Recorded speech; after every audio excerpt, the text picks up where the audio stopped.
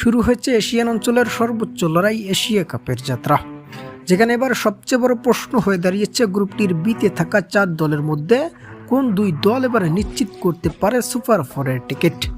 সবশেষ পরবর্তী রাউন্ডের হাসি ফুটতে পারে কোন 2 দলের মুখে, বিস্তারিত ভিডিওর বাকি অংশে। প্রিয় দর্শক, এশিয়া কাপের গ্রুপ বিতে বর্তমানে আছে আফগানিস্তান, শ্রীলঙ্কা, বাংলাদেশ ও হংকং, যেখানে 4টি দল থাকলেও প্রতিযোগিতা শুধু 3 দলের মধ্যে। শক্তিমত্তায় হংকংকে যেন হিসাবেই নিচ্ছে না কোনো দলেই।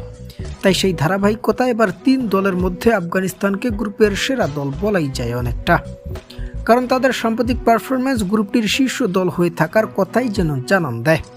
এরপর সুপার 4-এ যাওয়ার সম্ভাবনা রয়েছে শ্রীলঙ্কা ও বাংলাদেশের, যেখানে বাংলাদেশের থেকে শক্তিমত্তায় কিছুটা এগিয়ে বর্তমানে শ্রীলঙ্কা। তবে সবশেষ টাইগারদের কাছে সিরিজ হেরেছে লঙ্কানরা।